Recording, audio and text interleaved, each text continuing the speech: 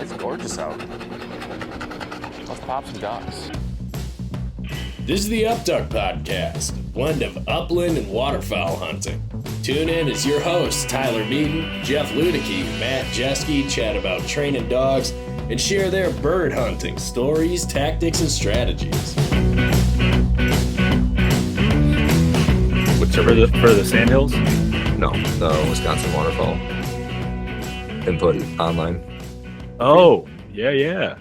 Mm-hmm. I need to do that still. It's you, the resident of Iowa, giving his input on the Wisconsin waterfowl season. Love it. Mm-hmm. Mm-hmm. Love There it. we go. We're going to talk about that a lot here very shortly. But first, gentlemen, what's happening tonight? What's going on, guys? Not much. I'm drinking tea. Still drinking tea. Hopefully it's not the emergency that gave you the stomach ulcer. The emergency did not give me the stomach ulcer. Yeah. Okay.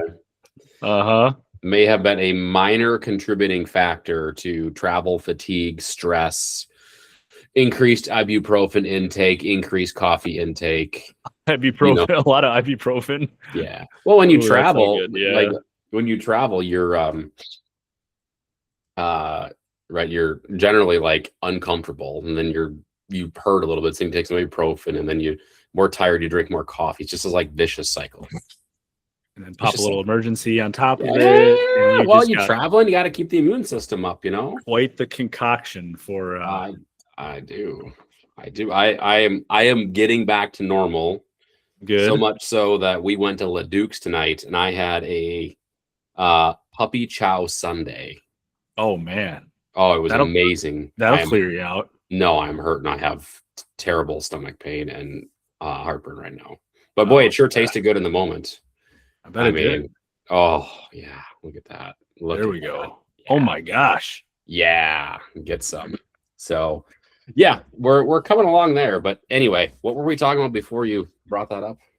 Matt was talking about he filled out the hunter input form. Mm-hmm. Driven form. Okay. Yeah, I do. We're gonna talk about the hunter, the input form and the input period that we're in now in a second. I do, Jeff. I want to bring you into the spotlight and put you on the spot right now, though. Oh, Because we have the open season Sportsman's Expo coming up here at the end of this month. Correct. Oh, nice plug. Yeah, we do have that. Wow. So if you've been to that or haven't been to that, right? Bunch of vendors from the hunting outdoor space. It leans toward deer hunting. There are call guys and waterfowl guys and turkey guys there. So if you're in Wisconsin, come check it out. It's fun. You'll see me there at the Okayest Hunter booth. But Jeffrey, you will not be in the Okayest Hunter booth this year, correct? I won't be in the OK. Well, I may end up over there at some point. We'll see, since we are right across the aisle or the doorway from each other. So I may or may not come and, maybe steal a dog or so every once in a while and say hi to you guys. But yeah, I have my own booth just right outside the door from Okayest Hunter, where I'm going to have my shot shell hunting systems turkey rigs available. All right, good. You. I thought I was going to have to ask what are you peddling at the show here? But yeah, so it's that hand operated turkey motion decoy system. That's a mouthful. But yeah, it's all no electronics. It's all hand operated, all mechanical. So perfectly legal here in the state of Wisconsin, which I feel like a lot of people don't even realize that electronic decoys are illegal in the state of Wisconsin, and they're illegal in 10 other states in this country too. A lot of them around us, like Minnesota, Illinois, Ohio, Indiana. A lot of these states don't allow electronic turkey decoys. And, I always question kind of why, but I think a lot of it is they don't want somebody to walk up and shoot the decoy because it's too realistic and you're sitting right behind it. I don't know. But a lot of these states have banned them. So I came out with a rig that is perfectly legal and can give you a little bit of motion to your turkey decoys. Good. Excellent. Yeah. Excellent. So you should stop by the booth and check them out. I'll have a whole bunch of them there for sale. I'll have some hats and things. And I think I have a couple Upduck hats still too. So if you guys are fans of the show, and come by and see me and Tyler, and yeah, we'd love to see you. I'll cut you a deal on the Upper Duck hats, right? Oh, I'm sure you will. I'll just cut you a deal, even though they're just smooth. I'll walk over. Yeah. Matt, are you gonna go to the Dells ever? Go to the show? Did you talk about doing it last year? No, I won't be able to make it. Yeah, we thought about going, and then this year I've got work travel, so I probably won't be around, or I'll just be getting back. One of the two at the end of the month. Yeah, you're I'm traveling. also going to be at the. Oh, sorry, Tyler. No, I was going to say I'm also going to be at the Sitka Vernon Hills store on March 14th. So it's not this Saturday, it's the next Saturday. They have a turkey hunting spring kickoff party, if you will, that's free. So I'll be there, and Matthew Strime is also going to be there from Mr. Weathered Oaks. Mr. Okay's Fisher. Mr. Okay's Fisher. So we'll have two Okay's Hunter Network hosts in the house at the Sitka Vernon Hills store. I like it. Yeah, I'll have some rigs, just a couple rigs there, but guys can come check them out. And I know Matt's going to be doing like a little calling demonstration and stuff. So yeah, Matt's the real deal with calls, right? So yeah, it'll be fun. That's great, man. That's awesome. Yeah. Good plug there. Good way to get that in. You're only going to be able to have. You would only be able to steal one dog. I'm only going to have one dog in my booth this year. So, can you tell us why that is, Tyler? Well, find out for sure on Thursday. But I do believe Miss Wren is full of puppies. So awesome. Yeah, there's no way she's not. Like, it looks like she's filling up with milk already. So nice. She's not any different than normal. She's still clingy and lovey and cuddly, and pretty much the same dog. But yeah, so that's happening. Just add a little more stress to my life, right? If I, We're just gonna selfishly plug like all of our financial endeavors here, where you can you can have some puppies for sale. I have turkey rigs for sale. We're just got everything for sale. We do, Matt. What do you got? What do you want to sell, Matt? You selling your boat? I got nothing. Just sell some stuff. Sell some stuff here. Right. So the puppy April 1st is like the due date, so it is like right after the show too. So you're just gonna have the old red dog there, the old man there. The issue is, like Matt, I have a lot of work travel. We did not podcast last week because Matt was traveling for work. I was as well. Jeff, you and I were gonna do an episode, right? We had something fun cooked up, and then I was just like in training all day and then in my hotel room doing my actual job at that point in time. And so I'm glad it kind of fell apart because I wasn't going to be able to join. I thought maybe like the last couple trips were fine. Like we'd end at 4:30 every day. I didn't get back to the hotel till close to 7 most of the nights last week. So that wouldn't have worked based on it being an hour difference. I couldn't have swung that. No. And for me, it was like, it was like I was ending my training sessions that I was in at like 5. We're going to dinner, right? You got to do the dog and pony show and shake hands and, do the you-rah-rah thing with your coworkers. And you come back and it's like 7:30, you get back to your hotel room and I'm like, oh, wow, look at that inbox. Wow, look at all these customers who have questions or need something. And then it's like the earliest that I actually logged off of my job then was like 9:30 at night. And I was like, nope, I can't do it. So, and I just dropped the ball. I don't have an excuse, except I was working on my products, getting ready for the show. Is what I was doing. You're building your booth, man. That looks killer. So yeah, that box turned out pretty nice, huh? Yeah, that looks really good. Yeah. Like, don't tell anybody what happened on this, but Jeff spent a ton of time on this box and it looks really good. It does look really good. Yeah. Come to the show. Tell them that I was. I'm not even going to say it. It does look really, really good though. It does. Cool. It looks awesome. And the cool thing about it is like and when I found it, at my built work, it. right, I made it look a lot nicer than it was. Yeah. But it's got a lot of like old nails in it and the old hardware staples, so it has like a really I put the hardware on, so I added that. Yeah, the nails and the staples in it are all like looking cool. Like it has a really like kind of vintagey, rustic, old school, rustic feel to it. Yeah. So it turned out really nice. Yeah. I'm excited about it. Good. It's good. Yeah. So- I'm excited to see it in person. You're going to like roll in and set your booth up in like 30 minutes. He's gonna just open the top. Oh, and dude, like everything's gonna be inside that big ass box. and our booth takes us like 4 hours to set up. It's just gargantuan and just monstrous. And Eric and I are a couple of putzes, so we have to have Matt Strime come to the booth, come to the show and help us set everything. You guys will be there a day early. I'll just roll in like a half hour before the show starts to be ready to go. I wouldn't do that, but no, I'm not gonna do that. But yeah. So do you have locking wheels on the bottom of that, Jeff? So you can, because it looks like you mounted the rigs on the top, right? Yeah, all four wheels are casters with brakes on them. So nice, very cool. And the whole inside, I mean, I could store 100 rigs inside that thing if I wanted to. It's big, right. So it's pretty neat. Cool. Awesome. But the only thing is it's heavy as hell, so I need a trailer.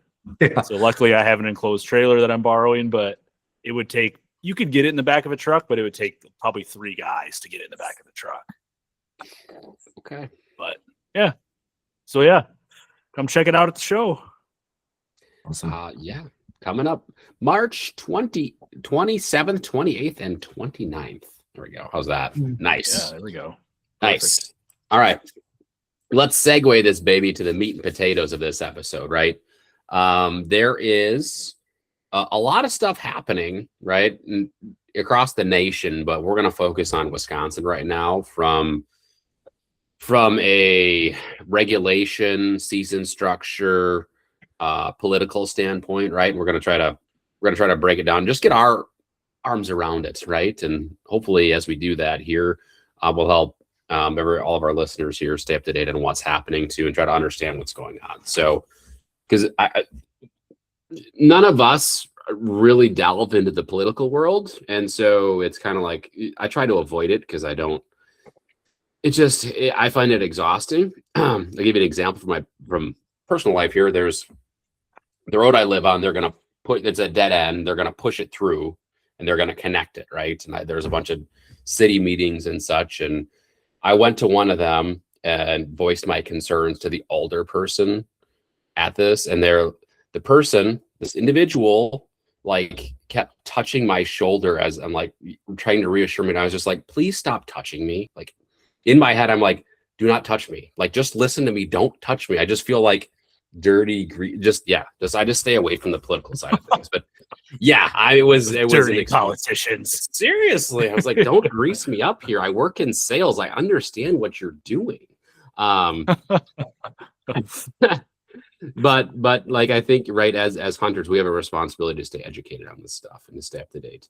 But I think the hard thing for us is like a lot of this stuff we're not super educated on, so we don't want to push any false narratives and try to plug in a bunch of information that we're not educated enough to speak about, right? And I think that's the danger of this political world, is sometimes people do speak out of term, and they shouldn't be talking about it.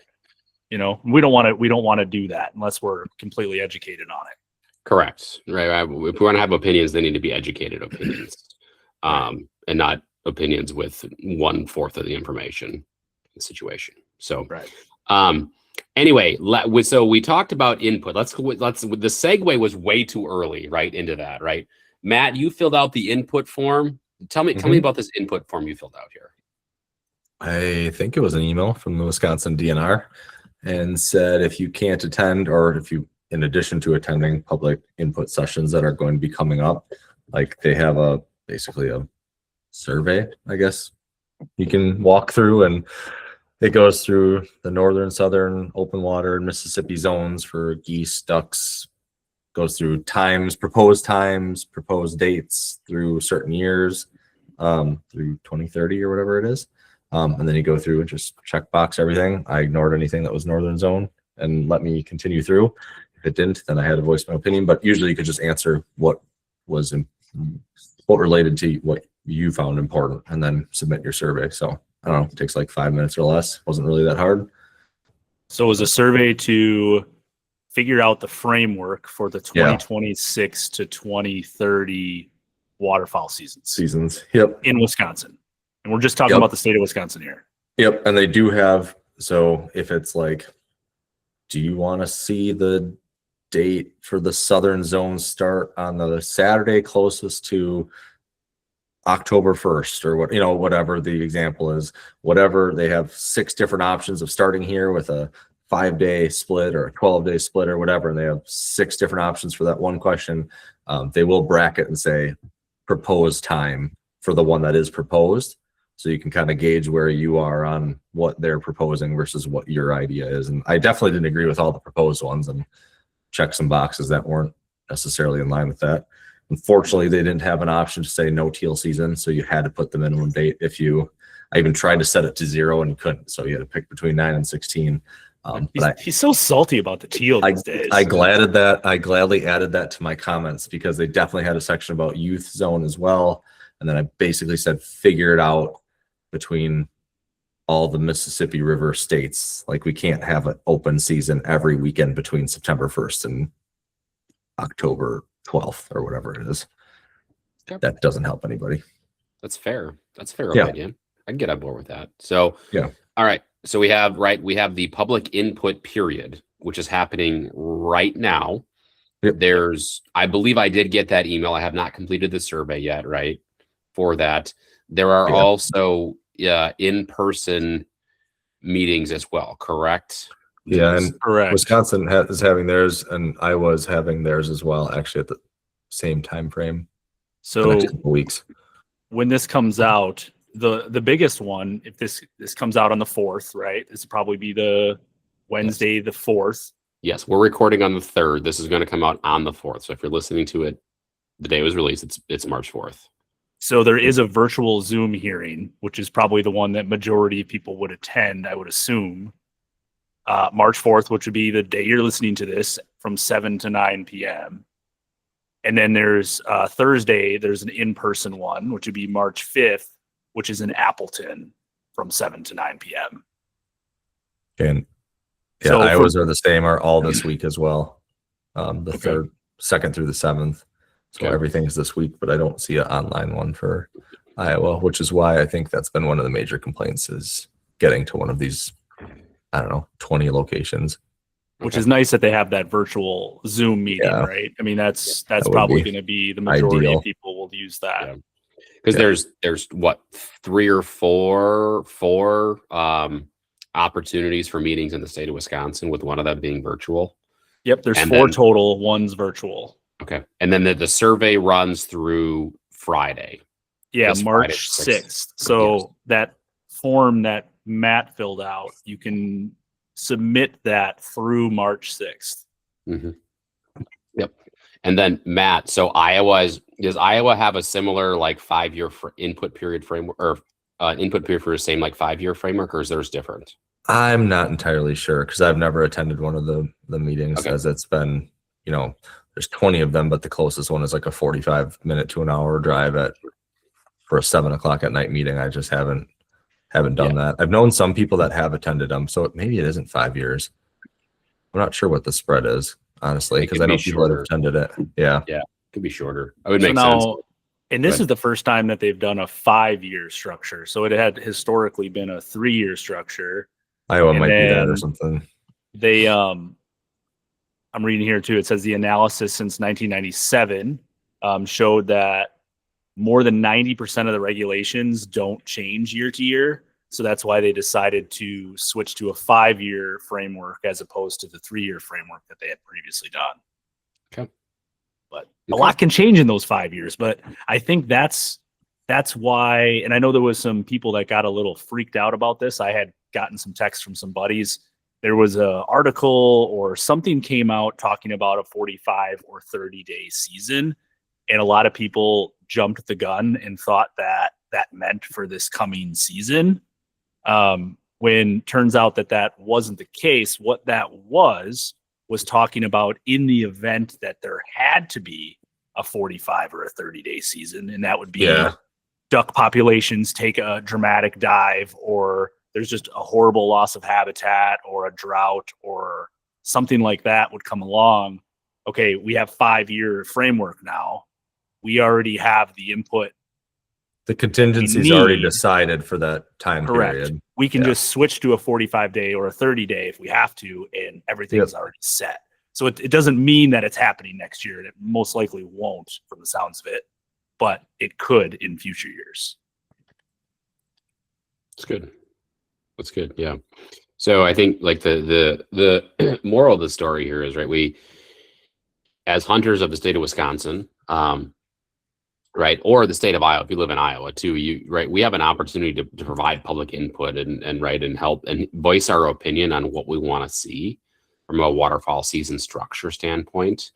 And we, as hunters, we have a responsibility to provide our opinions and to get educated on this. So I have not taken the survey. I will take the survey. I probably will not attend the virtual meeting. I definitely will not drive to Appleton, the last in-person one as well. But like, I need to voice my opinion. I don't know what my opinion actually is. I don't know if I don't have strong opinions on the teal season. Like, man, I can understand that in the Mississippi, like river zone, right, where it's like, hey, you can't have a season open up the entire stretch of the river for I get that. I'm not hunting the Mississippi River, so I don't have as strong opinions on teal season. It just kind of is what it is. But I got to get in and take a look at it. Yeah. So it sounds like, Matt, you got an email, and I'm looking at the Wisconsin Department of Natural Resources website right now too, and they have an online comment tool that you can use as well to input any suggestions or any comments that you want to make. Yeah. Sure. Yep. And Taylor Finger, right? The what is his title again? He's the bird ecologist. The game bird ecologist. Bird ecologist, right? For the state of Wisconsin. We had him on toward the end of 2025. Maybe it's like October, November 2025. I can't remember exactly.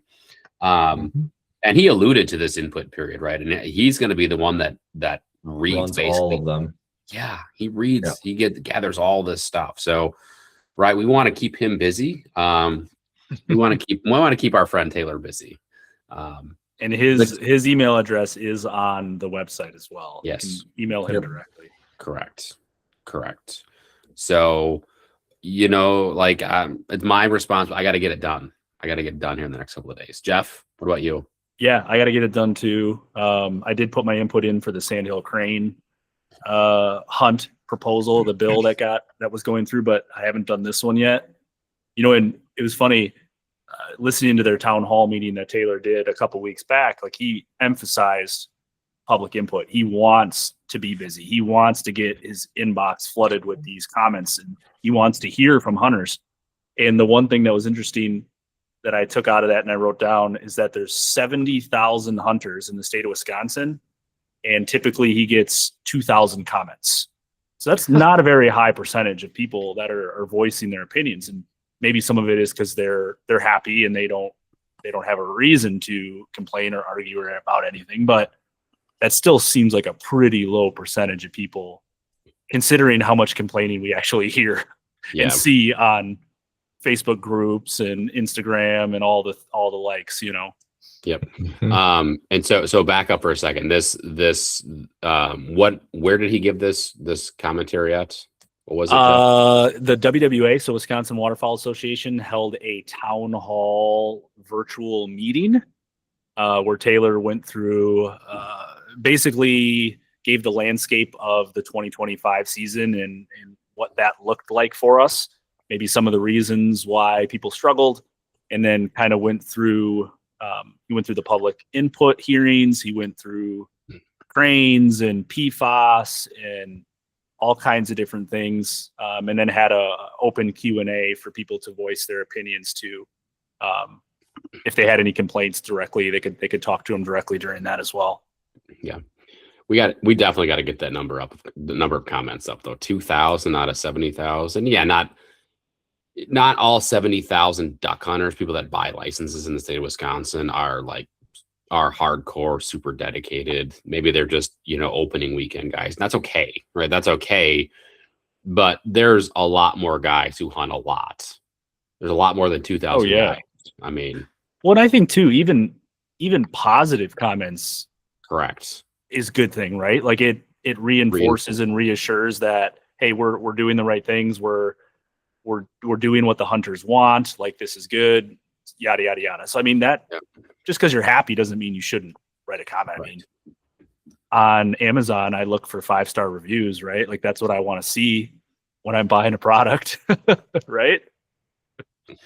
I look at the 1-star reviews, but I also like to read the 5-star reviews too. Yeah. Matt, are you a 5-star review shopper on Amazon? Yeah, but you got to take all of it with a grain of salt.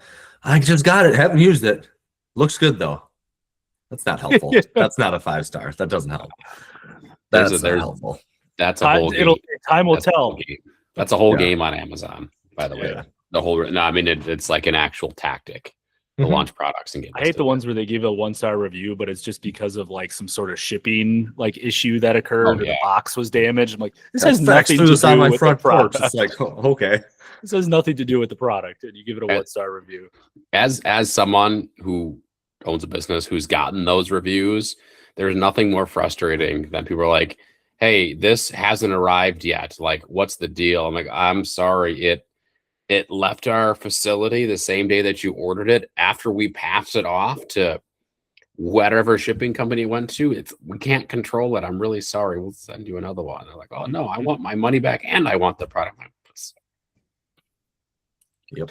Anyway, I digress. Okay, so moral of the story: make your opinions heard. It's time. Yeah, and do it by Friday. Do it by Friday. You're on the clock for our Wisconsin residents. We need at least 2,500 comments for Taylor. That is a 25% increase. So let's make it happen. Correct. Okay, I'm gonna write that down. We're gonna put that on the story too. We're gonna talk about it. So this is great. That's Instagram, by the way. All right. And Jeff. So actually, before I segue here, Jeff, any strong opinions on season structure, start times, any of that stuff in the state of Wisconsin? Yeah, one of my things, and this was talked about during the town hall. And I was in and out when I was listening to it, but talking about the goose holiday hunt, I very much dislike the fact that it gets closed after the duck season closes. They close it up until, what is it, like the end of December, basically, right? Or there's like 2 or 3 weeks where it's closed. Mm-hmm. I very much dislike that. It's really, I feel like it really just caters to private land hunters, honestly, because pretty much all the lakes and rivers and stuff are frozen up by that time anyways, usually. And unless you have a cornfield or something to hunt, it doesn't do you a whole lot of good. That's just my opinion. If it were me, I'd like to see them keep it open or maybe close it for a week and then open it back up, as opposed to having to do, over the holidays when, I mean, yeah, if you have a family that hunts with you, yeah, that could be a nice little thing to go out with the family. But I know a lot of us are tied up at Christmas parties and all the different things like that. I guess I don't really know why they close it. It doesn't really make sense to me. It's fair. I could get on board with that, right? I mean, that's when the geese are usually best, right? Like that's when they're here, is right when that duck season closes, in my opinion. I mean, they're still around during the holiday hunt too, but it's just not. Yeah. There's not as much access for public land guys. Yeah, perfect. That's great. This is the kind of feedback that we need to give right here. So I can get on board with that. I'm an easy sell, right? I'm the easiest sell. Am I the easiest sell on the show? Maybe. So that, like, let me ask you, Tyler, if they kept the goose season open for another week or 2 weeks right after duck season closed, would you be more likely to go out than over Christmas time? Yes, because over Christmas time, I have zero time to really get out. Correct. And where would you go? Like, say lakes are frozen, rivers are froze up. Like, where are you going to go? That's the rivers would be the only thing I could do. But if they're frozen up, I can't go anywhere. I don't have any field access at the moment. Right. So that's the hook, right? But I mean, unlike this last year where everything did freeze up pretty early, there are years where the lakes are still open when duck season closes, right? Where you could go out on some of the big bodies of water and shoot some geese. True. I was going to say, I don't know if they are just playing to that number, right? Like, of the geese shot in the month of December, how many would be over the holiday weekend over ground, just because things in theory should be frozen. I would assume they're just assuming that most people are hunting standing corn, or corn somewhere, that you're going to get into geese and not try to like knock one down, on public. I mean, I don't know if that has something to do with how many days they're allotted or whatever. And then they try to put it where more people should be able to over Christmas with, kids coming home from college or whatever. I don't know. I don't know if there's a reason behind it necessarily the way it is today.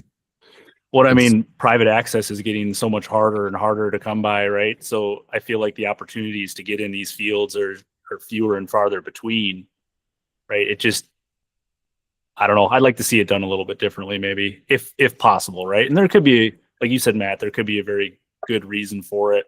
I'm sure Taylor has a handful of reasons why they do it that way, but as I sit and just one guy, that's my opinion on the matter. It's good. My question would be, right, why does it close so long, right?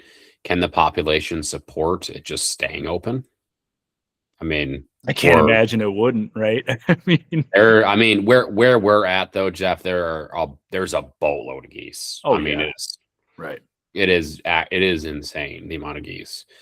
I just even when things are like locked up, right? They're all just bunched up together in whatever open water they can find. It's like, holy smokes. So it feels like it where we're at, but is that the same across the rest of the state? I'm not educated enough to say. Yeah. So, if we're just looking to give more opportunities to people, right? I feel like keeping it open after duck season closes, or even just give it a week off and open it a little bit earlier than that Christmas time frame, I feel like would open up the door for more opportunities for us. Yes. Yep. Good. So yeah, that's really my only gripe. I don't really have too many issues. I like the teal season, right? Like I partake in it. I do wish you could shoot a couple wood ducks every once in a while during the teal season if they would allow that. That would be nice, but I get why they don't do that. Yeah. Okay. Yeah. All right, good. Can't wait for us to get educated by some of the folks we've had on the podcast before after this comes out about the goose piece, right? Why it closes for so long. We will. There's a good reason. Always a reason. Let's segue to cranes. We talked about we didn't talk about cranes. Were mentioned briefly not too long ago. So lots happening in the state of Wisconsin as it relates to a potential crane hunt. Who wants to break down the latest, or give the fact? Let's give the facts here. Let's see. For the Sandhill cranes, there was a bill that was recently passed through the Assembly. Yeah. Correct. And it is now up for the Senate to vote on to propose a Sandhill crane hunt here in the state of Wisconsin. Yes. So good news, right? Good news for us hunters. We have a lot of cranes here. What is the population? It's crazy right now. Over 60,000, I believe, right? Isn't that what it was? I thought it was like 90,000 the last. Was it 90? Maybe it was the eastern population of Sandhills. Check that out. Maybe it was. I'm thinking back to our conversation with Taylor, I think, and he said you needed 60. Yeah. That's so bring it forward. Yeah. 2023 fall survey index approximately 110,000 birds in the eastern population for greater Sandhill cranes. And rapidly growing. Yeah. There's already cranes that are being, I won't say harvested because you can't do anything with the carcasses, but there's plenty of crop degradation tags essentially, right? And cranes that are being taken or being wiped out because of crop degradation in the state, I believe. Jeff, you can speak to that a little bit more too, because I know your family farm sees plenty of cranes and crop degradation, I would assume. Yeah, there are cranes on their property for sure. I see them turkey hunting all the time. They drive me crazy. But yeah, they do a ton of crop damage. I think the biggest problem too is it's not just crops that have already popped up out of the ground. They got those big long beaks on them, and they'll actually peck down through the soil. And like if you're growing potatoes, for example, and they'll take chunks out of the potatoes. And they'll just go in that row and work their way down the row, right? So we're not talking like ducks and geese where they're primarily eating harvested leftovers, right? these cranes are actually eating the crops before they come up and before they even have a chance to get harvested. And I think that's where the majority of the issue is coming from, right? With these farmers, they're losing money. Yeah. Right? Plain and simple. So especially with the potatoes, I mean, you still got to get them up out of the ground, and then you find out that a whole good pile of them already have chunks bitten out of them. I mean, how would you feel if something like that happened to you? Yeah. I'd want to shoot them too. And we've got, I mean, so we have a huntable population of cranes, right? Correct. It's moved past the assembly into the Senate. So it has to move past the Senate. And then it would have to get signed into legality or into legislation by the governor, who I believe is right now strongly opposed to it. So there's still a long ways to go for this to actually become. We had heard he wasn't very incentivized, or he wasn't willing to sign it, or not very thrilled about signing it. Let's just put it that way. I mean, there's a lot of moving pieces to this in the state of Wisconsin, and Taylor alluded to it on that podcast episode. We should really look up the number and plug that episode number, because it's really insightful. But there's farmers, we have like wildlife game managers in this discussion. The International Crane Society, International Crane Foundation. Is that right? I think so. Yeah.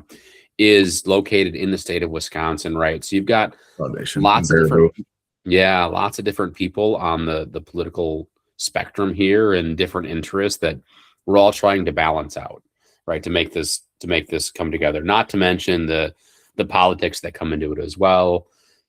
So there's a lot of that going on. It's a long ways to go, and even if it passed, I think it would be like the 27-28 would be the earliest that would actually start in the state of Wisconsin. Yeah, I think they said it'd be at least 2 or 3 years, because it'd have to get approved by Fish and Game.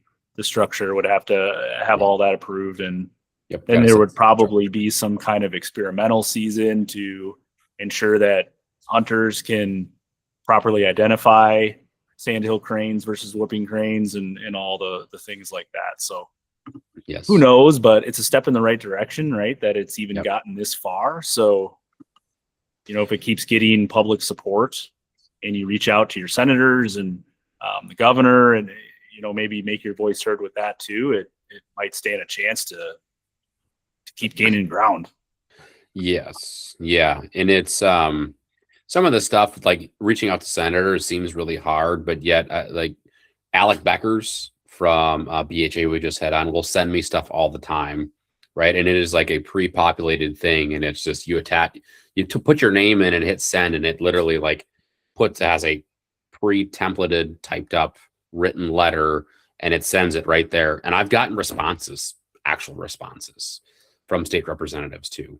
It's like there's easy ways to do that too, or you could call. I mean, you can do it the old-fashioned way too. That's okay, but there's ways for us to be active and let your voice be heard, no matter what side of the coin you're on. I don't really care. Point is, we have a voice, make it heard. Yeah. So actually, if you go on WWA's website, so Wisconsin Waterfowl Association, they have a link in there where you can contact your legislators. And I believe it did the same thing. I did it through their email, but I was able to put the county that I lived in, and it told me who I needed to contact. It generated the email for me. Literally all I had to do was hit send. So it was that easy to voice my opinion on it if you do support it. So yeah, exactly. So right, long ways to go. I think the one catch is they attached it to like a wakeboarding bill, which is like, I've seen some stuff about that as well. That wake boats, wake boats, which there's a lot of discussion about that too, where that lands. Oh, that like tears up the vegetation under the water and stuff like that. Yeah, there's up to 20 feet disturbs the bottom of the lakes. Right. Yeah, and they want to go in shallow water, right? That'll generate a bigger wake, so they typically like go towards the shallower areas. At least that's what I heard.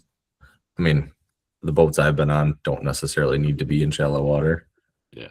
But yeah, I think by chance, if you look at the average of lake depths that people are using it on, especially in your area. It's not too deep most of the time. Right. Mm-hmm.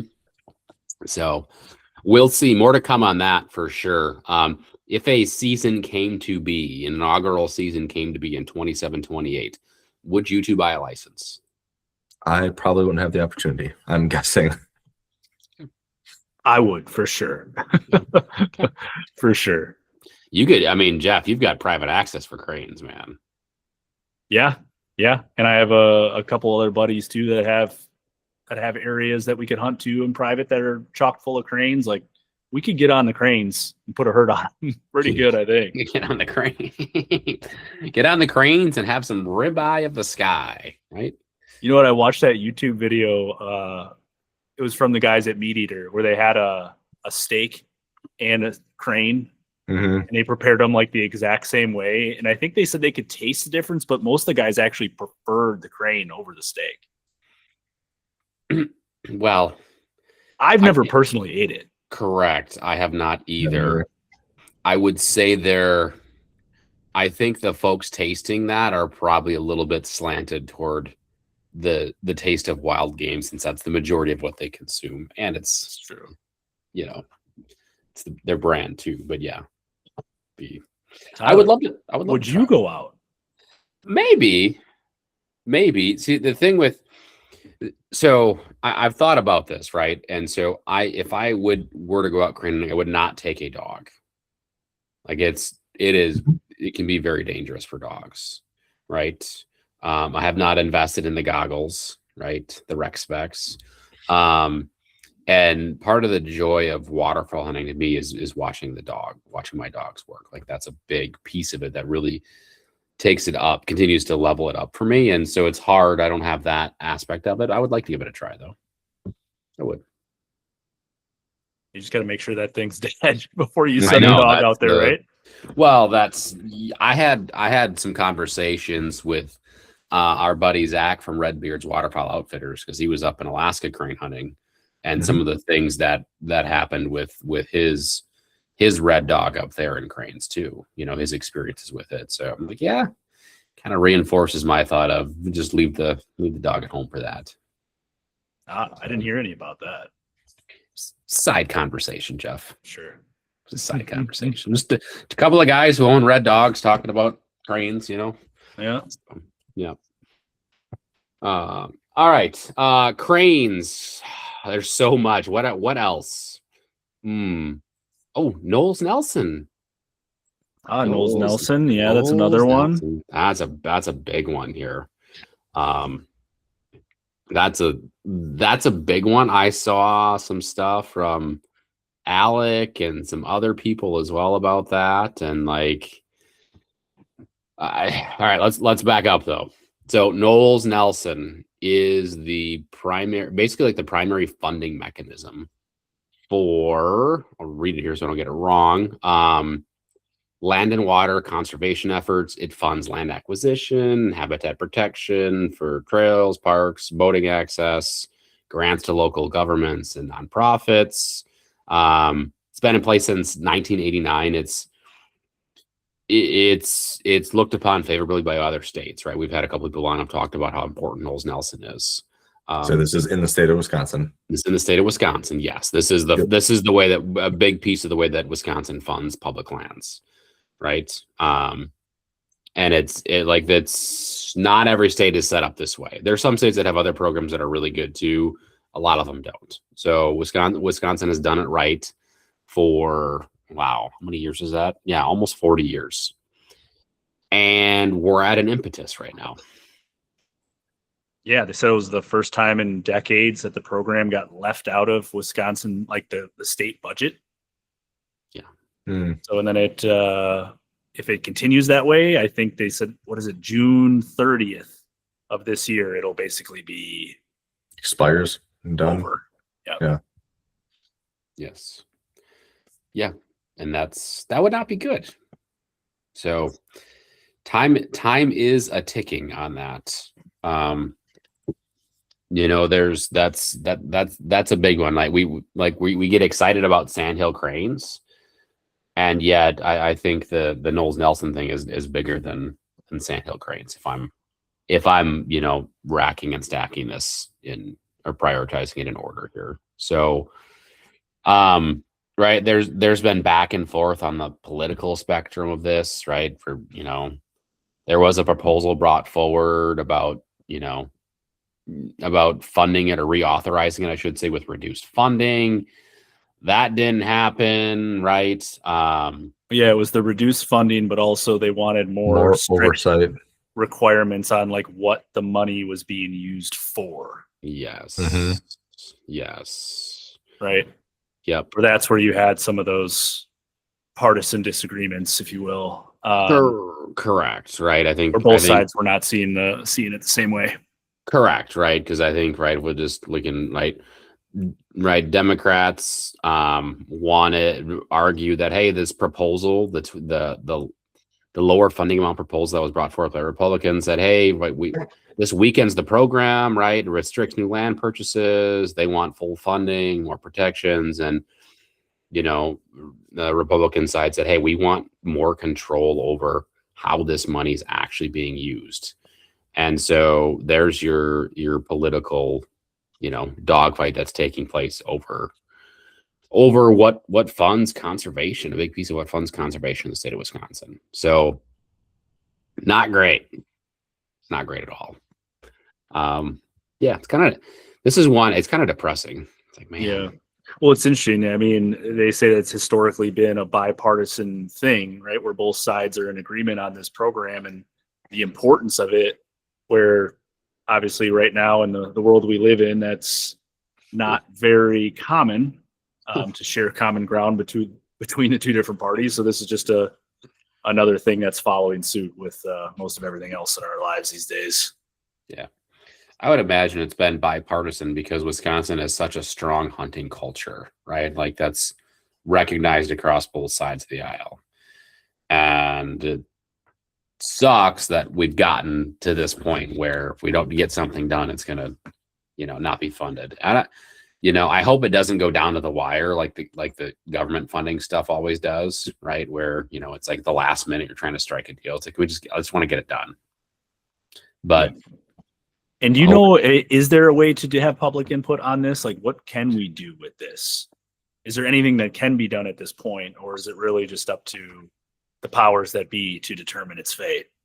Contact your local representatives. I mean, that's it, right? I think that's the thing we can do is to let, as hunters, right, as conservationists, let your local representatives know how important this is. So that they continue to push on it, right? If they keep hearing about it, then we're gonna get them to the table to actually do something. Hopefully, yeah, that's kind of been the whole theme of the night, right? Just seriously, if you want your voice heard, do something about it, right? Yeah. If not, well, you probably shouldn't complain a whole lot. But I know I'm guilty of that too, though, right? We all are. Right? We like to complain, but we don't like to do anything about it. Correct. But I mean, this is the great thing about this podcast is it also is like, hey, we can be hypocrites or we can actually, do what we're saying. So let's pony up and get the job done here. Mm-hmm. That's right. Yeah. Do we miss anything on Knowles-Nelson, boys? I don't think so. Probably not that we know about anyway. No. I think we haven't been recording that long. It was just like a heavy episode, though. We've covered a lot. Kind of depressing. It is feeling depressing. Can we end on a good note here? What do you want to talk about? I don't know. Good question. Matt, puppy search. Give us a puppy search update. Give us some good news here. Haven't started. Oh, probably should. That's a lie. Come on, man. No, it's not. Probably should, though. Probably should. We should probably start talking more often out of here. You've gotten the green light from your wife. Yeah. So we need to look. If only the Ren times Mac breeding would produce chocolates, but it will not. Doesn't sound like that's going to be the case. No, I don't. I don't care about that. That doesn't bother me. You're not color shopping at all. That's right. No. Kelly wants another chocolate. Yeah. Yeah. But she also doesn't care as long as it's a decently bred lab. So I get We'll the see. whole like not color shopping thing, but if you like a color, like what's wrong with that, right? Like if you can find the right dog that's the right color that you like when you go and buy a new car, do you care about the colors? A little bit, right? A little bit. Like I'm gonna look at certain colors. We Am are I carrying. poking We're the just brown not bear buying. here, like We're just these bad not. We're guys? just not buying silver. We're not buying. Okay, What all are the right. others? I get that. Champagne. We're not buying. What are the other ones, Tyler? See, we are specific. Okay, I get that part. narrowed- I'm on board. I'm on board with that. Charcoal. Yeah, that's one. But Yeah. That's the other if one. it's between, your yellow, your chocolate, your black, Yeah. if you like one of the colors, go get that color. They all have their own. You can probably Chocolate's got a find a bad good rap. dog in every color. Chocolate's That's what got a I'm bad saying. rap. Out of those But three yes, colors, true. you can find a good dog and a good breeding somewhere, right? You Yes. can. Yeah, You can. I think there are more. I would say there's probably more well-bred chocolates than there have been. Yes. And the red lab craze is real. It's amazing looking at that. When we got Mac, I didn't know what a red lab was. Most people did it, and they're like, "Wow, that's a really cool looking dog." And now there's like new red lab stud dogs all the time, and they're all out of the same the exact same lineage. They're all out of the exact same thing. Mm-hmm. So, yeah, it's like the same 3 or 4 dogs you see. But yeah, I mean, there's chocolates do get a bad rap. I mean, they are right.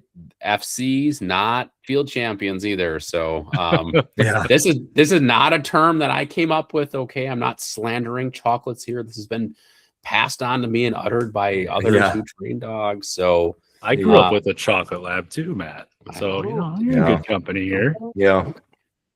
Okay. And I don't want to slander if you own a chocolate a silver or a charcoal or a champagne lab, like not you have a dog, it's a family member, just like there's Careful, Tyler. I'm trying to be careful here. Okay. It's fine. There's and I'm trying to do this right because I'm breeding my dogs. I'm trying not to be a backyard breeder, which that essentially means that you're not health testing dogs, right? You're breeding dogs that aren't registered. Your kid's kind of like, hey, I want to stick 2 dogs together and get some puppies versus trying to follow some sort of standard protocol, ensuring the dogs are going to be healthy, short-term, long-term. There's a process to this, and breeding dogs is a great way to get poor over the course of time. It is not a money-making endeavor. So the color is definitely, there's so much more than just the color, right? But correct. I think if you like a certain color and you're also checking all the other boxes, then by all means go get that color. Yep. Yeah. Yes. So I would love to have another red dog, right? I just don't know if that's going to be the case or not. And I also like to swim up. I like to paddle upstream a lot. I really do. So there's so many red dogs. I kind of want a lighter colored yellow and to that dog to be an absolute banger then, just to go against the red trend. But yet I really want more red though too. So what is the likelihood that you'll get red? I mean, obviously red is just yellow, right? There's just dark yellow. That's what it is. But what's the likelihood that you're going to get red pups too? That I don't know the answer to. I don't know the answer to. Is there ever an answer to that in the dog world, or is it really just well, it depends what you're breeding into, right? Okay.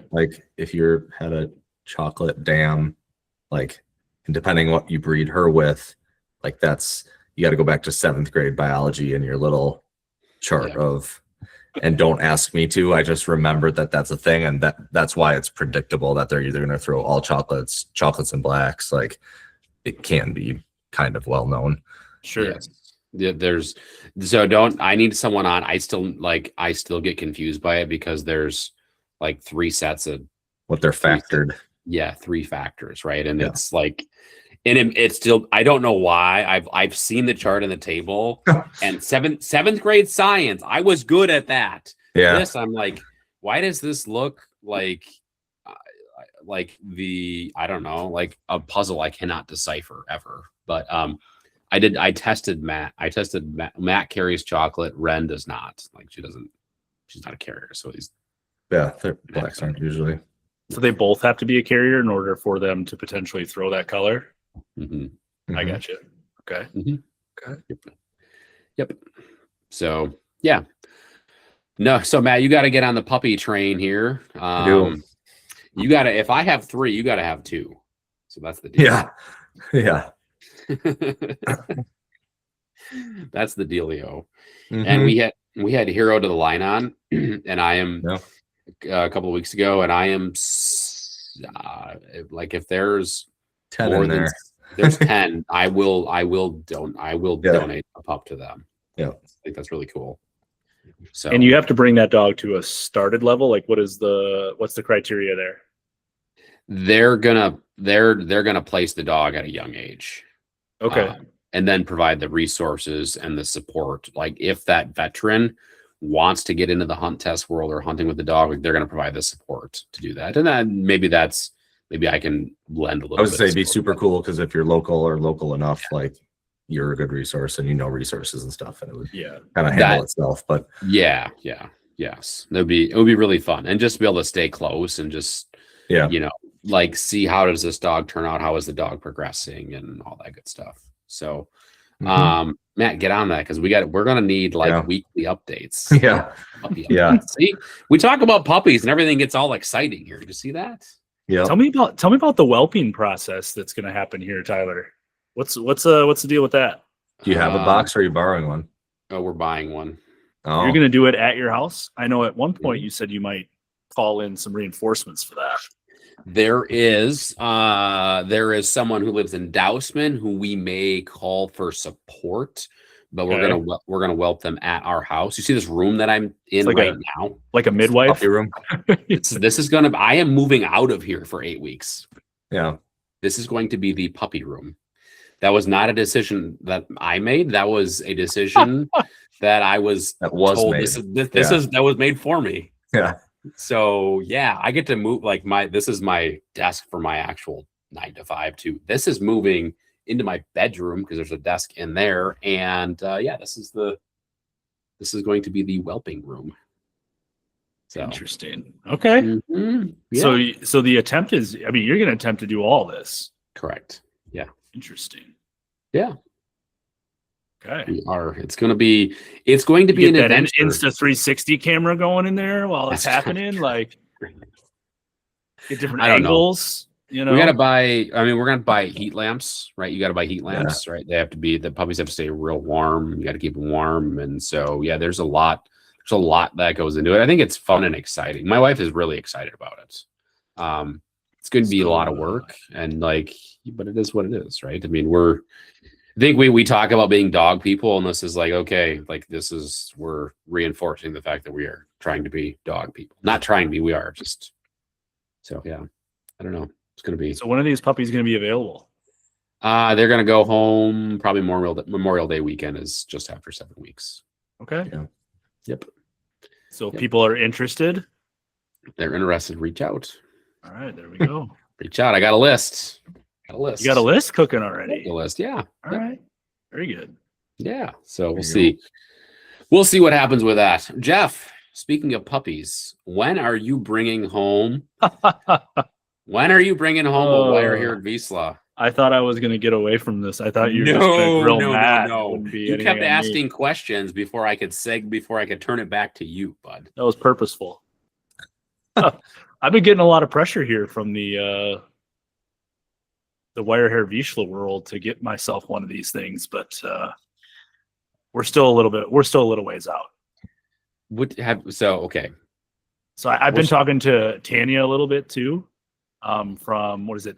Pannonia, I think is how you pronounce it. Is that what it is? Wire hair Vizslas. So she's in Canada as well. Okay. Super great. So I've been chatting with her a little bit, and she's been kind of walking me through some of the characteristics and the coats and things like that.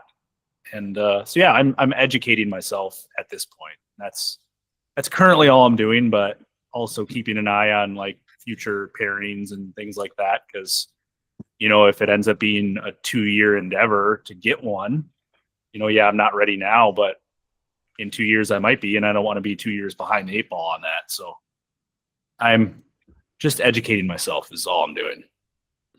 Okay. Have you and Lauren had this discussion? Yeah, we have. I think the kids we're not quite, the house isn't quite ready for it yet at the moment. But like I said, maybe in 2 years they would be. So there's never a right time for that. That's true. What I was going to say next is it's probably never going to be the right time. Hey, Vishals are a little bit of a different animal here too compared to the labs. The energy level is a little different, I feel. So it's a little chaotic. I'm not disagreeing. It's not gonna be chaotic. There's this never. It's like I brought home a puppy when I had a 9-month-old at home. That was that. You cannot get much worse than that. I mean, seriously.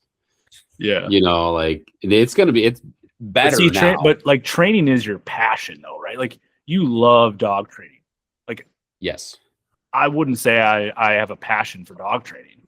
So like that's where the big difference is, I think, for me, right? Like I have a passion for hunting dogs and hunting with my dogs, but I don't necessarily have a passion for training. So I enjoy doing it, but I'm not as passionate as you are to do it. So like Fair. that changes the game a little bit, Yeah, the seasonality of life changes it though too, because I am I'm gonna do this and this, and then it's like I don't know when I'm gonna have time to actually train my dogs. Yeah, like the life is coming, and it's coming fast, right? Sure. Between kids' activities, right? Between different jobs, right? Taking different jobs, like Matt and I have done. Matt first, I just followed in his footsteps, and traveling for work, and just like life keeps moving faster. And like, yes, training is a huge I love training. I love the process of training, right? It happened, like you see your dog grow every day, and I get a lot of enjoyment out of watching that. Mm-hmm. And figuring that out and reading the dog. But also, like, when I don't have time to train, it stresses me out though. It's like it really does. It bothers me. And so it's Sure. like, I'm like, I don't know how I can actually do this, because I want my dogs to have certain skills, but how do I have them have skills if they can't get the repetitions and go through the training process and everything else? And so I don't know. And I'm not the only person. I've had this conversation with other people too, who are at the same life stage as us, right? Young kids that are getting a little older, and it's like, yeah, I don't know how to do it. So, right. Yeah. And you want to do right by the dog, right? You want to have that time. And I need to be prepared to dedicate enough time that the dog deserves in order to make it the dog that I want it to be, right? Or else I'm going to be disappointed. yes. Right. If it ends up not being the dog that I want it to be. So I want to make sure I'm ready for that. 100%. Yeah. I think the thing though too is for you, right? Like with the style of hunting that you do, Jeff, and with pointers, right? If you have a pointer who has just that innate pointing ability too, you're not trying to train that dog. Like, it doesn't take 3 years to teach a dog to run a 200-yard blind per se. There's just so much of that natural ability you can pull out with like some basic training, and then that bird exposure too, where you can get that reward of training without the pressure that I put on myself to have a dog be able to do certain dumb things that they might do 5 times in their entire life. Yeah. Is it fair to think that like pointers might be able to, you can kind of train by almost like trial by fire, where they can learn while they're hunting, where labs have a harder time with that, where they need more structured type training? Like, I know I'm not talking gun intro. I'm not talking, early bird intro and steadiness and all that kind of stuff, but it probably depends on what your expectations are. Yeah, there's plenty of people out there that get the dog to sit out on a stand and it breaks, but it'll pick up every single bird, on a 4-man limit. Is that what you want? Then that works out. But if you want it to sit there and be quiet and still pick up all those and run a blind, like, then your expectation needs to be a little different. That Yeah. it definitely can't. I mean, labs are bred for this. They just need the guidance if you have higher expectations, right? Like you can, plenty of people just take them out and do. I mean, a lot of guide dogs don't have like serious formal training, but they pick up thousands of birds and they lay there all day for 60, 90, 120 days a year, right? Yeah. When you're talking pointers too, like if you want that pointer to be steady to, wing shot and fall, and you want that dog to honor, you want that dog to, be rock steady on whoa, like that takes a long time, right? Yes. But it really is. You're right. It's all about expectations. What do you want? What do you want from that dog? Yeah. And you hunt a lot of wild, like you do a lot of like wild bird trips, right? And so like it for like Mac, right? I did steady to wing shot and fall, did the upland hunt stuff. That's great, right? For like pen raised birds. For wild birds, I don't know if that's actually a good thing. Right? Wild pheasants, right? Like like running birds. Yeah, right. I like if your dog slams a point and you're 200 yards away from that dog, by the time you get up there, the odds of that pheasant being there is astronomically low, in my opinion. Well, right? Like that's not going to do you any good. Yeah. I mean, other out west birds are a little bit different, right? Where they'll hold a point like that, but running pheasants is not really going to help you too much there. Right. And I'm thinking about, right, I've hunted with you and Josie a lot, and I like a lot of the videos you send too, where you keep her a little closer, right? She slams a point, bird goes up, you shoot it, right? You want her running underneath that thing. So she's on top of it when it hits the ground, right? Yeah. Yeah. And Mike Vaughn, a lot of times those things will hit the ground and they'll run, right? They'll run again. Yeah. Oh yeah. So Mike Vaughn's a pretty well-known trainer in this central part of Wisconsin. He does a lot of the speed hunting stuff. And he wants his dogs on wild birds. And then for the speed hunting stuff, you want your dogs underneath the bird. So the bird hits the ground, your dog just scoops it up right away. Like that's more advantageous, I think, for that type of game. Right. And it goes back to expectations and what you want out of the dog. Yeah, for sure. And absolutely. So, like I think thinking about it too, like if you get a dog that has a strong natural point, Jeff, you can do a lot in a hurry, I think. Yeah. And that's the thing too, like the wire hairs are a little bit more versatile than my current Vizsla, right? And I find myself doing a lot more duck hunting these days. So I want the dog to come with, right? And Lauren wants the dog to come with. So like that's the big thing for me. But Josie's what, 7, right? It'll be 8 this year. Yeah. She'll be 8 this fall. I don't know what the waiting lists and periods are for, but like that's got to factor in too, right? Because like if it is a 2-year thing, like Josie's 10, right? She's 10. And just like that. So maybe it's got a natural point, but you want to train it for sitting in the boat and, got to maybe tap into Tyler for some assistance there. Like none of that's instant. So now you're looking at 3 years and Josie's 11, like hopefully health and like everything keeps up and right. Like you're listen to you guys here. Like I haven't thought this through, Jeff. Believe me. I've the timelines. I've thought about it. Yeah. Right. And that's why, like I said, I'm educating myself. I'm talking to Tanya a little bit, and just kind of seeing what's coming up. And the cool thing with them too, like being in Canada, like she'll keep the dog until 6 months, and do some light obedience training, potty training, crate training, all that kind of stuff. So, you already have a little bit of that head start, and I like that, right?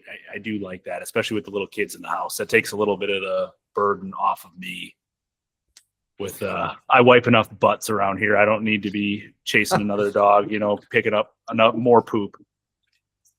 So that is actually huge that she'll do that.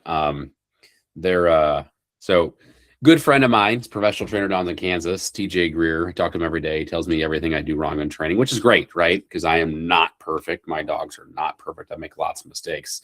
I asked him like, hey, I would love to skip the puppy stage. That is the worst stage of owning a dog, in my opinion. Like, give me the dog at 6 months. Adult teeth are in, right? They're not puppy biting, right? We're not all that stuff. Oh, the biting is terrible. Yeah. And I was like, I remember my hands were just I get tired of like, pinching lips and like, dog, that's not allowed here. And I was like, hey, next dog that I bring home, can I just send it to you until it's 6 months old? And he goes, there's no amount of money in the world you could pay me to take care of a dog from 8 weeks until 6 months. Especially if it's not his dog. Yeah. Like Yeah, he didn't breed the dog. Like that's Yeah. that's right. and I'm like, but TJ, you're gonna give the dog the head start that I want. He's like, no, just no. That is the worst. I'm like, okay, all right, darn. Never mind. Tried to get out of that. Oh, So yeah. I mean, we think of puppies, right? You're like, oh, they're so cute and cuddly. They're into everything. Like Oh my gosh. they're learning the little piranhas. boundaries. Yeah, they're learning the boundaries. Yep. So, there's potty training, there's crate training, there's just yard training. I mean, like my dogs, I just throw them outside without like a fence or an e-collar or an in-ground fence. Same with Josie. Yeah, she hasn't had a leash, or she hasn't had a tie out since she was probably 6 months old. Yeah, and so I got to reinforce the property boundaries so they understand that. And I don't even know how I did that with Mac because I was young and dumb. I was gonna say, don't ask how we keep her in the yard because I don't remember how collar on a lot of the times when she was younger, and every once in a while, like put the collar on when we throw her out. But like, you guys know her. She just stays by us. Like it's not. She does. Well, that's part of it, right? Like you have a dog that literally legitimately wants to be by its people. Yeah, like that helps. Yeah. Right? Yes. I think the other thing with us, like we gave Josie the freedom so early at such a young age that it wasn't like this crazy thing that she needed. And when she got it, she just, went nuts. Didn't need to run away. Yeah. Like we gave it to her so early and just let her, run around the yard without a leash and, a tie. We had like a 30-foot cord or a paracord when she was 8 weeks old because it was like nothing. And then a 30-foot cord for like the longest time in the yard. And that's all she had on. I remember when it was a puppy, like Lauren would just let her out. And when she was a little puppy, I was like, really? You're not even going to watch her? No, she's fine. And it was, we might've gotten lucky with her, but she was exposed to that freedom super early. Yeah. Which I can't say that, wasn't part of it. Right. We all got lucky. Let's be honest here. We all got lucky. We did. We definitely did. Look at that. We just spent 20 minutes puppies make everybody happier. We just lighten the mood. That was great. That was great. Let's put a bow on this episode. Yeah. All right. Put a bow on it. What's the moral of the story? You got in mind? I don't know. What's the moral of the story here? If you're going to bitch about something, do something about it. There you go. There it is. Make your voice heard somewhere else aside from Facebook waterfowl groups. There you go. All right. Nailed it. Perfect. Be careful. You might get kicked out of them too. That happens too. Yep. Just, some from time to time. Make your voices heard. Right. And I think, if you're talking puppies or dogs, this is the time of year when people start to puppy shop too, to do what Jeff's doing and do your research, like spend time on it. Don't make it a spur of the moment type decision. Educate yourself, figure out what you want out of your dog, what skills you want them to have, how you're going to hunt with them. And I say this as someone who bought a spur of the moment dog and got really lucky. Just don't do that. Right. Just really figure out what you want. And then just go forward, have fun. It's great. Time goes fast. So, any other departing thoughts, comments, queries, quagmires? I was really jealous that you got kicked out of a Facebook group and I didn't. So I got some work to do here because that sounds fun. Not hard. It's really not hard. I wasn't even being mean. So that's it. We're not going to talk anymore about that. Don't ask. I'm not going to tell. If you made it this far, thank you for tuning in. We'll be back next week. We've got another episode. We got guests coming back next couple of weeks here. So appreciate all our listeners. Go make your voices heard, and have a great morning, evening, afternoon, night, whenever you wrap up finishing listening to this episode. Peace.